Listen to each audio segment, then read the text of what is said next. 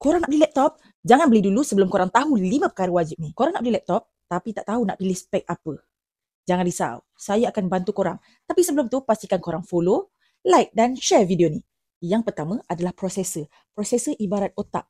So, korang kena pilih betul-betul. Kalau korang sekadar nak buat kerja ringan, korang boleh pilih i3 ataupun Ryzen 3. Tapi kalau untuk gaming dan juga editing, korang boleh pilih i5, i7 ataupun Ryzen 5 dan juga Ryzen 7. Yang kedua, RAM.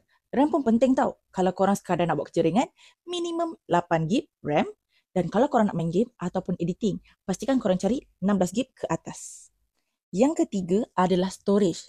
Korang jangan pilih HDD. Dia memang murah tapi slow. Korang pilih SSD sebab apa? Dia lagi laju. Korang boleh pilih yang ada 512GB SSD.